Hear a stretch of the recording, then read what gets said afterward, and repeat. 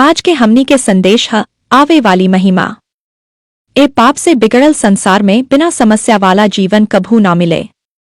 Bible के जोर मुश्किल से भागे पर नाही, बल्कि मुश्किल के बीचे छुटकारा पाए पर हा। ई छुटकारा मन के शांति के रूप में आवेला। आई शांति भविष्य के ओ आशा से पैदा होला कि आखिरकार सब कुछ ठीक हो जाए। हाल ही में हमनी ओ बातन पर मनन करत रही जा जवन प्रेरित पौलुस अपना जीवन में आवे वाली ढेर सारी कठिनाइयन से निपटे के बारे में कहलें। उ ऐसन आदमी के उदाहरण हा जे मुश्किलन के बीचे रहत हुए भी छुटकारा के अनुभव कैलस। पौलुस के लगे अनंत दृष्टिकोण रहल। उ एह जागरूकता के साथ जियत रहल कि जीवन खाली यही वर्तमान जीवन तक सीमित नाही हा, हमनी ए संसार से बस गुजर रहल बानी। पौलुस जानत रहल कि हमनी के जीवन के सबसे बड़ा सबसे उत्तम हिस्सा आवे वाला जीवन में हा। जीवन के सगरी कठिनाई परेशानी के आखिरी समाधान उल्टाव ओही आवे वाला जीवन में हुई। पौलुस लिखले हा काहे कि हमनी के वर्तमान हल्की सी क्लेश जवन क्षण भर के हा हमनी खातिर अत्यंत अनंत महिमा पैदा करत जात बा। हमनी देखाई देवे वाली चीजन के नाही बल्कि अनदेखी चीजन के देखत रहिला, काहे कि देखाई देवे वाली चीजन थोड़े दिन के हा पर अनदेखी चीजन सदा बनल रहेली। दूसरा कुरिन्थियों 4:17-18। पौलुसी बात समझ गयल रहल कि ओकर जीवन में जवन कुछ भी हा उ सब अस्थायी हा। आवे वाला जीवन के आनंद जीवन के चुनौती से कहीं ज्यादा उज्ज्वला महान बा। ए दृष्टिकोण के साथ जियला से ओकर जीवन के बोझ हल्का हो गयल। उ इहो लिखले हा काहे कि जे दुख हमनी ए समय उठावत बानी वो महिमा के सामने कुछो नाही हा जवन परमेश्वर भविष्य में हमनी के दी। रोमियो 8:18। पौलुस जानत रहल कि जे लोग परमेश्वर के जानेला ओ लोग खातिर आगे एक स्थायी महिमा रखाइल बा। पिछला कुछ संदेशन में हमनी ये चर्चा करता रहल बानी की महिमा के मतलब का हा। बाइबल में महिमा शब्द के कई तरीका से इस्तेमाल कइल गइल बा। हमनी खास तौर पर ओ मतलब पर ध्यान देत बानी जहां महिमा के संबंध परमेश्वर से आओ उद्धार से हा जवन उ यीशु के द्वारा देला। सर्वशक्तिमान परमेश्वर खुद महिमामय आओ महिमा में काम करेला आओ मनुष्यन के महिमा के एक स्थिति खातिर सृजे हा। परमेश्वर हमनी के यह उद्देश्य से बनवले कि हमनी ओकर बेटा बेटियन बनी, ओकर आत्मा ओकर जीवन में सहभागी बनी। यही ओकर महिमा हा फेर ओही महिमा के अपना चारों ओर के दुनिया में प्रकट करी। भजन संहिता 8:4-5। सब लोग पाप के कारण अपना सृजित उद्देश्य से गिर गयल बा, मतलब महिमा से गिर गयल बा। यीशु ए संसार में यही से आवे कि उ पाप खातिर बलिदान बनके मरे आओ सबन खातिर रास्ता खोले जे उनकरा पर विश्वास करेला, ताकि उ लोग विश्वास के द्वारा परमेश्वर के बेटा बेटियन बनके फिर से महिमा में बहाल हो सके। रोमियो 3:23, यूहन्ना 1:12-13। अब परमेश्वर आपन आत्मा आपन महिमा के द्वारा हमनी के भीतर वास करेला, ताकि हमनी के ऐसन जिंदगी जिए के सामर्थ दे सके जवन ओकरा महिमा दे। उ हमनी के भीतर काम करेला ताकि हमनी अपना स्वभाव आचरण में लगातार यीशु के समान बनत जाएं अपना पिता के गुणन के सही रीति से प्रकट करें। रोमियो 8:29, दूसरा कुरिन्थियों 3:18, मत्ती 5:16, रोमियो 6:4। महिमा शब्द के इस्तेमाल स्वर्ग ओ जीवन खातिर भी कइल गइल बा, जवन ए जीवन के बाद ओ सबन खातिर हा जे प्रभु के जानेला। आज के यह संदेश में हमनी महिमा के यही पहलू पर ध्यान केंद्रित करे के शुरुआत करी। हमनी स्वर्ग के कोई विस्तृत अध्ययन नहीं करी, लेकिन महिमा के अध्ययन से जुड़ल कुछ अंश के समझल जरूरी बा। आई स्ट्रॉन्ग्स कॉन्कॉर्डेंस में दिहल महिमा के परिभाषा में से एक से शुरुआत करी, जवन बाइबल अध्ययन में इस्तेमाल होखे वाली एक मानक संदर्भ पुस्तक हा। ओकर अनुसार महिमा उन्नत अवस्था हा जहां पूर्ण धन्य सिद्धता होला जवन स्वर्ग में परमेश्वर के साथ वास करे वालन के हिस्सा हा। ए परिभाषा के थोड़ा खोल के समझल जरूरी बा। उन्नत अवस्था के मतलब है स्वर्ग में रहे वालन के अनंता कभू खत्म ना होखे वाली स्थिति।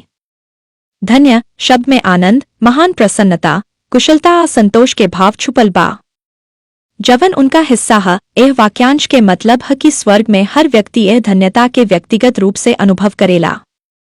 जे लोग प्रभु के जानेला उनका खातिर आखिरी लक्ष्य यह कि उ ओकरा आमने सामने देखे फेर ओकरा साथ हो जगह में वास करे जहां ना खाली शोक पीड़ा कठिनाई या मृत्यु के अंत हो जाला, बल्कि ऐसन निरंतर आनंद, प्रसन्नता, संतोषा कुशलता होला जवन अब तक के हमनी के हर अनुभव से कहीं ज्यादा बढ़कर बा। सर्वशक्तिमान परमेश्वर के साथ संबंध के बिना मनुष्य खातिर सच्चा अस्थायी संतोष कभू ना ही मिल सके।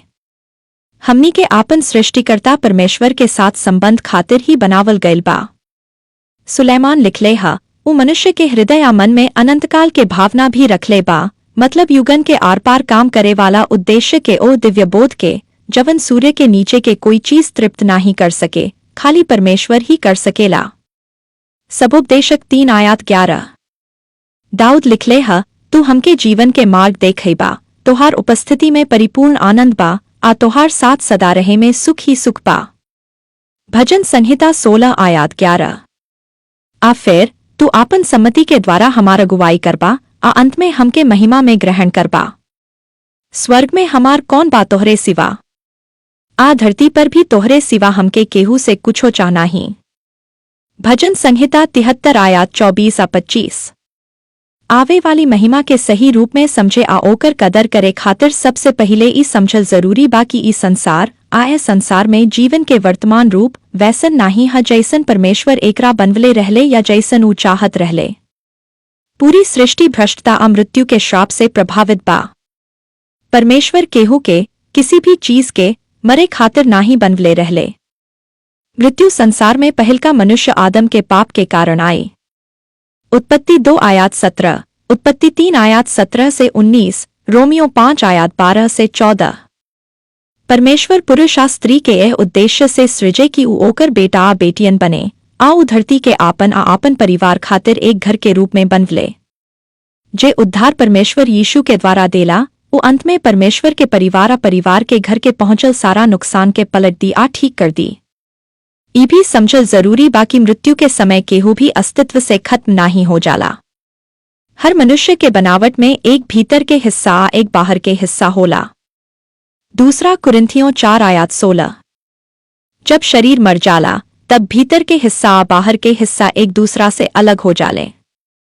शरीर माटी में लौट जाला आ आप शरीर से अलग होके ऐसन आयाम में प्रवेश करत बानी जवन अभी हमनी के शारीरिक इंद्रियन से समझ में नाही आवेला।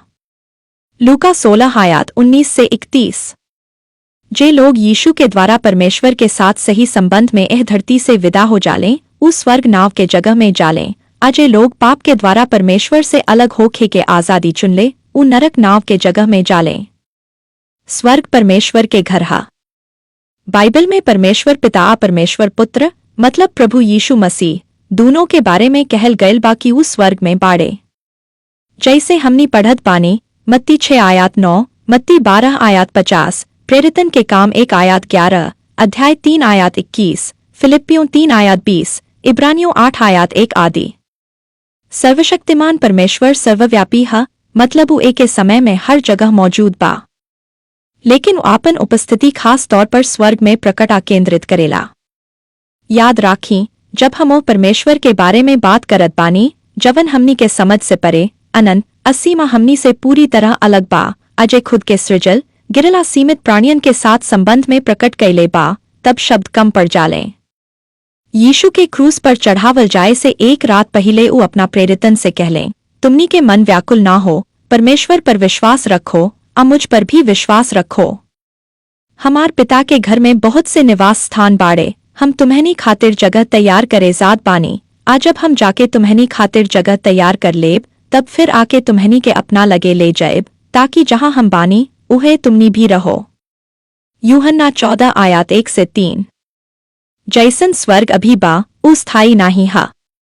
यीशु के दूसरा आगमन के साथ स्वर्ग में रहे वाला सगरी लोग आपन कब्रन से जी उठावल जय हैं, अविनाशी आ अमर बनावल गए शरीरन के साथ फिर से एकठा कैल जय हैं, ताकि उ धरती पर फिर से जीवन बितावें। ओ धरती पर जवन के बाइबल नया आकाश आ नई पृथ्वी कहेला, मतलब इहे धरती नवीकृत पुनः स्थापित आ पाप भ्रष्टता आ मृत्यु से पूरी तरह शुद्ध कैल गयल। पहला कुरिन्थियों 15:51-54, प्रकाशित वाक्य 21-22। ओ समय स्वर्ग आ धरती एक हो जाए हैं। परमेश्वर के मंशा हमेशा से इहे रहल बा कि ऊ अपना परिवार के साथ हो संसार में वास करे, जवन ऊ हमनी खातिर बनवले बा। बाइबल के शुरुआत भी आ अंत भी परमेश्वर के आपन प्रजा के साथ धरती पर रहे से होला। उत्पत्ति 2:3, प्रकाशित वाक्य 21 आयत 2 से 3। यीशु के जन्म पहला शताब्दी के इसराइल में भयल ऐसन लोगन के बीच जवन पुरान नियम के भविष्यद्वक्तन से परिचित रहले। भविष्यद्वक्ता यशायाह यीशु के संसार में आवे से 700 बरस पहले नई पृथ्वी के बारे में लिखले रहले, काहे कि देखो हम नया आकाश आ नई पृथ्वी उत्पन्न करत बानी, आ पहल का बातें ना तो याद रही हैं ना मन में आवी है। यशायाह 65 आयत 17। प्रेरित यूहन्ना दर्शन में नई पृथ्वी के देख लें, फिर हम नया आकाश आ नई पृथ्वी देखनी, आ हम पवित्र नगर नया यरूशलेम के परमेश्वर के ओर से स्वर्ग से उतरते देखनी, आ हम सिंहासन से एक बड़ा आवाज ही कहते सुनी, देखो अब परमेश्वर के डेरा मनुष्यन के बीच बा। ऊ उनका साथ वास करी, ऊ उनका सगरी आंसू पोंछ डाली, आ एही के बाद ना मृत्यु रही, ना शोक, ना रोना, ना पीड़ा, काहे की पहल का बातें जात रहीं। प्रकाशित वाक्य 21 आयत 1 से 4। प्रकाशित वाक्य में लिखल बा, अजय सिंहासन पर बैठल रहले, ऊ कहलें, देखो हम सब कुछ नया करत बानी, आ फिर ऊ मुझसे कहलें, एह बातन के लिख ले, काहे कि ये बात विश्वासयोग्य आ सत्य हा। प्रकाशित वाक्य 21 आयत 5। एह पदन में जवन यूनानी शब्द के अनुवाद नया कैल गयल बा, ऊ कैनोस हा, जेकर मतलब समय के हिसाब से नया नाही, बल्कि गुण में नया आ स्वभाव में श्रेष्ठ हा। मतलब ही बदलाव खाली नया शुरुआत नाही हा, बल्कि पहले से कहीं ज्यादा उत्तमा महिमा में अवस्था हा। पुरान नियम के भविष्यद्वक्तन लिखले रहले कि एक समय ऐसन आई जब परमेश्वर के महिमा, ओकर शोभा, ओकर सुंदरता आ ओकर वैभव पूरी धरती के भर दी। धन्य बा यहोवा इस्राएल के परमेश्वर, जे अकेले ही अद्भुत काम करेला। धन्य हो ओकर महिमा में नाव सदास्ता खातिर, आ सारी धरती ओकर महिमा से भर जाए। भजन संहिता 72 आयत 18 आ 19। हमार जीवन के शपथ यहोवा कहेला, सारी धरती यहोवा के महिमा से भर जाए। गिनती 14 आयत 21। पौलुस, जे पहला शताब्दी के एक यहूदी रहले, यीशु से मिले से पहले ही जानत रहले कि एक दिन परमेश्वर के राज्य आ ओकर महिमा पूरी धरती के भर दी। भविष्यद्वक्ता दानियेल लिखले रहले कि स्वर्ग के परमेश्वर ऐसन राज्य स्थापित करी जे कभू नष्ट ना होई आ सदा बना रही। दानियेल 2 आयत 44 आ इहो लिखल बा कि यहोवा सारी धरती के राजा होई हैं, ओ दिन एक यहोवा परमेश्वर होई हैं, आ ओही के नाव के आराधना कइल जाए। यीशु पौलुस के भविष्य के बारे में औरी ज्यादा स्पष्टता देहलें, आ मसीहियन खातिर पौलुस के संदेश के एक हिस्साई बन गए। ऊ लिखले कि यीशु ही उहा जे तुम्हनी के आपन राज्य आ आपन महिमा में सहभागी होखे खातिर बोलवले बा। पहला थिस्सलुनीकियों 2 आयत 12। आ पौलुस इहो लिखले, विश्वास के कारण मसीह हमनी के अनुग्रह में प्रवेश करावले बा, जवना में हमनी खड़ा बानी, आ हमनी परमेश्वर के महिमा के आशा में आनंद मनावत बानी। रोमियो 5 आयत 1 आ 2। पौलुस अपना ढेर सारी कठिनाइयन के क्षणिका हल्का कह सकले, काहे कि ओकर ध्यानों बातन पर लागल रहत रहल, जवन ऊ देख ना सकत रहल। जवन बातें दिखाई देले, ऊ सदा रहे वाली नाही हा, लेकिन जवन बातें दिखाई ना देले, ऊ अनंत हा। ए कारण हमनी आपन मनो बातन पर लगावत बानी, जवन देखल ना जा सके। दूसरा कुरिन्थियों 4 आयत 18। दिखाई ना देवे वाली बातें दो तरह के होले, एकू जवन हमनी आपन इंद्रियन से अनुभव नाही कर सकत बानी, मतलब जवन अदृश्य बाड़े, आ दूसरा ऊ जवन भविष्य में बाड़े, एह जीवन के बाद के जीवन से जुड़ल। पौलुस ए दोनों अदृश्य वास्तविकतन पर आपन ध्यान लगाए रखत रहल। ए अदृश्य वास्तविकतन पौलुस के सोच के आकार देहलस, ओकर जीवन के बोझ के हल्का कैलस, ओकरा वर्तमान जीवन में सांचो सहायता देहलस, आ भविष्य खातिर ऐसन आशा देहलस, जवन जीवन के भार के हल्का क देहलस। पौलुस जानत रहल कि परमेश्वर ओकर साथ बा, ओकर खातिर बा, आ आपन आत्मा के द्वारा ओकर भीतर बा, ई वर्तमान महिमा रहल। ऊ अपना जीवन में एह वर्तमान वास्तविकतन, एह वर्तमान महिमा के अनुभव करत रहल। आ एह सबके साथे साथ ओकर लगे आवे वाली महिमा के आशा भी रहल। ईस्वी सन 60 से 63 के बीच पौलुस रोम में कैद रहल, आ यीशु में अपना विश्वास के कारण संभव मृत्यु दंड के सामना करत रहल। ओही समय यूनान के फिलिप्पी नगर में रहे वाला मसीहियन के एक चिट्ठी लिखलस, जवन हमनी के ओकर दृष्टिकोण के गहिरा झलक देला। पौलुस ए विश्वासियन के समूह के स्थापना कैले रहल, आ उनका साथ ओकर निकटा लगातार संबंध रहल। जब पौलुस पहलका बेर फिलिप्पी में सुसमाचार के प्रचार कैलस, तब ओकरा पर झूठा आरोप लगावल गयल कि ऊ लोगन के रोमी संस्कृति के खिलाफ भड़का रहल बा आ ओकरा गिरफ्तार करके जेल में डाल दिहल गयल। लेकिन परमेश्वर आपन महिमा के सामर्थी प्रकटीकरण के द्वारा पौलुस के अद्भुत तरीका से कैद से छुड़ा लेहलस। एक भूकंप आयल, जेल के दरवाजा खुल गईले, आ सगरी कैदियन के जंजीर टूट के गिर पड़ल। ई महिमा के प्रत्यक्ष प्रदर्शन रहल। रोमी जेलर जे कुछू देखलस, ओकरा से इतना प्रभावित भइल कि उआ ओकर पूरा परिवार यीशु के उद्धारकर्ता आ प्रभु के रूप में स्वीकार कर लेहलस। प्रेरितों के काम 16 आयात 16 से 34। पौलुस 2 बरस तक रोम में कैद रहल, आ जब ऊ फिलिपियन के ई चिट्ठी लिखलस, तब ओकरा अभी ई मालूम ना रहल कि ओकर अंत का होई।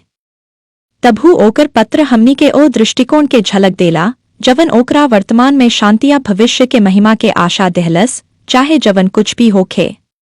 कैद में रहत हुए भी पौलुस ई कह सकलस, हम ऊ सब कुछ कर सकत बानी जे हमरा सामर्थ देला, ऊ हमरा भीतर भीतरी बल भर देला। फिलिपियों 4 आयात 13। ऊ इहो कह सकलस, चाहे हम जीवित रहीं या मर जाएं, हमारे ही अभिलाषा बा कि हम साहस के साथ मसीह के महिमा करें। काहे कि हमरा खातिर जीवित रहना मसीह आ मरना लाभ हा। हमें दोनों के बीच फंसल बानी, कभू जिए के इच्छा होला आ कभू मसीह लगे जाए के लालसा, ऊ हमरा खातिर कहीं जादे उत्तम बा। तोहू तुम्हनी खातिर हमार जीवित रहना जादे जरूरी बा। फिलिपियों 1 आयात 20 से 24। पौलुस ओही पत्र में इहो लिखलस, ऊ हमनी के ये दीना नश्वर शरीरन के बदल के अपना महिमा में शरीर के समान बना दी, आई ऊ ओही सामर्थी शक्ति के द्वारा करी, जवना से ऊ सब कुछ हर जगह अपना अधीन कर लेला। फिलिपियों 3 आयात 21। पौलुस के एक कैद से त रिहा कर देहल गयल, लेकिन कुछ बरस बाद ओकरा फिर से गिरफ्तार कयल गयला, आखिरकार ओकर वध कर देहल गयल। आपन मृत्यु से पहिले ओकरा कम से कम 2 बेर सरकारी अधिकारीन के सामने पेश कयल गयल। ध्यान दी कि पौलुस आपन आखिरी पत्र में का लिखलस, जवन ओ आपन विश्वास के बेटा तीमुथियुस के तब लिखलस, जब ऊ जानत रहल कि ओकर मृत्यु नजदीक बा। पौलुस लिखलस, पहलका बेर जब हम अदालत में खड़ा भईनी, तब केहू हमरा साथ ना रहल, सब हमरा छोड़ देहलस। हमार प्रार्थना बाकी ई बात उनका लेखा में ना गिनल जाए। लेकिन प्रभु हमरा साथ खड़ा रहल आ ओकरा हमरा सामर्थ देहलस, ताकि हम सुसमाचार के पूरी तरह सुनाई आ सब अन्य जातियों सुने।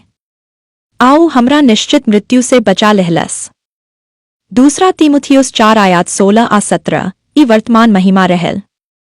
आ फेरू लिखलस, हाँ, प्रभु हमरा हर एक बुरा आक्रमण से छुड़ाई आ हमरा सुरक्षित रूप से अपना स्वर्गीय राज्य में पहुंचाई। दूसरा तीमुथियुस 4 आयात 18। ई आवे वाली महिमा रहल। यीशु के पहल का प्रेरितनी बात समझ लिहल रहल कि ई जीवन जैसन अभी बा वो अस्थाई हा, आ ए जीवन के हानि आ कठिनाइयन के पलट दिहल जाए, कुछ ए जीवन में आ पूरी तरह ओ आवे वाला जीवन में। ध्यान दी कि प्रेरित पतरस यीशु के क्रूस पर चढ़ाए जाए आ ओकर पुनरुत्थान के बाद स्वर्ग लौट जाए के पश्चात आपन शुरुआती सार्वजनिक उपदेशन में से एक में का कहलें, उसे स्वर्ग में तब तक रहे के जरूरी बा जब तक सब बातन के अंतिम पुनःस्थापन के समय न आ जाए, जैसे परमेश्वर प्राचीन काल से आपन भविष्यद्वक्तन के द्वारा कहले बा। प्रेरितों के काम 3 आयात 21। उद्धार के मतलब है पाप के द्वारा नष्ट भयल हर एक चीज के बहाली, परिवार के बहाली, ऊ सब जे यीशु पर विश्वास करेले, आ परिवार के घर के बहाली, ई धरती मतलब परमेश्वर आ मनुष्य के फिर से एक हो जाना। पतरस भी आखिरकार शहीद भइले। यीशु में आपन विश्वास के कारण ओकरा मृत्यु दंड दिहल गयल। आपन आखिरी पत्र में जवन उ तब लिखले जब ऊ जानत रहले कि ओकर मृत्यु नजदीक बा, हमें जीवन के प्रति ओकर दृष्टिकोण देखत बानी। पतरस आपन वध के सामना करत हुए नई पृथ्वी के ओर देखत कहलें, लेकिन हम ओकर प्रतिज्ञा के अनुसार नया आकाश आ नई पृथ्वी के बाट जोहत बानी, जवना में धार्मिकता वास करी। दूसरा पतरस 3 आयात 13। परमेश्वर हमनी के नया आकाश आ नई पृथ्वी के प्रतिज्ञा दिहले बा, जहां न्याय के राज्य होई। हम सच में ओ दिन के बड़ी लालसा से प्रतीक्षा करत बानी। कई बरिस पहिले यीशु के 3 बरिस के धरती के सेवकाई के दौरान पतरस यीशु से एक सवाल पूछ ले रहले, देखी हम तो सब कुछ छोड़ के तोहारे पीछे हो लेहनी, तो हमरा का मिली? मत्ती 19 आयात 27। यीशु ए सवाल खातिर पतरस के डांट लेना, बल्कि ओकर उत्तर दिहले।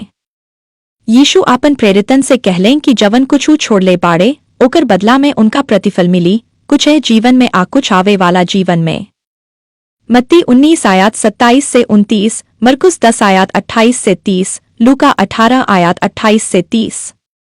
यीशु मरकुस के पुस्तक में कहलें, हम तुमसे सच कहत बानी, जे केहू हमरा सुसमाचार खातिर घर, भाई बहन, माता पिता, बाल बच्चा या खेत छोड़ ले बा, उ 100 गुणा पाई, घर, भाई बहन, माता, बाल बच्चा आ खेत, लेकिन 57 के साथ आवे वाला युग में अनंत जीवन पाई।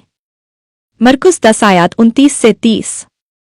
यीशु के यह उत्तर पर कई संदेश प्रचार कैल जा सकेला, लेकिन संक्षेप में यीशु उनका ही भरोसा दिहलें कि जवन कुछ उ खोले बाड़े ओकर जगह पर उनका लोगन के एक नया समुदाय के द्वारा नया संबंध मिली, आ जीवन खातिर जरूरी प्रावधान, भोजन, वस्त्र आ निवास भी मिली।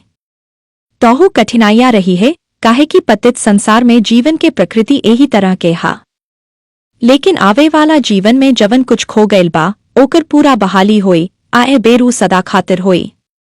अगला संदेश में हमें विषय पर औरी बात करें, लेकिन यह संदेश के समाप्त करत समय यह बातन पर मनन करें। यीशु यही खातिर नाही मरले कि हमनी के खाली यह जीवन में ही एक अद्भुत जीवन मिल जाए। अगर यह जीवन में सब कुछ बढ़िया भी हो जाए आ रउआ के सारी आशा आ सपना पूरा भी हो जाए, तबहू मृत्यु सब कुछ छीन लेला। पौलुस के दृष्टिकोण यह सच्चाई से आकार पावल रहल कि उ जानत रहल वर्तमान के कठिनाई आ दुख आखिरकार महिमा में खत्म हुए हैं, पहिले स्वर्ग में आ फिर नई पृथ्वी पर एक सिद्ध संसार में प्रभु के साथ वास करत हुए। आवे वाला जीवन में बहाली हुई, प्रतिफल मिली आ फिर से मिलन हुई। यही आशा पौलुस के मन के शांति देत रहल। उ जानत रहल कि जवन कुछ उ सहत रहल बा उ सब अस्थाई बा, आवे वाली महिमा इन सब से कहीं ज्यादा उज्ज्वला महान हुई। प्रभु रवा सब के आशीष देस। आमीन।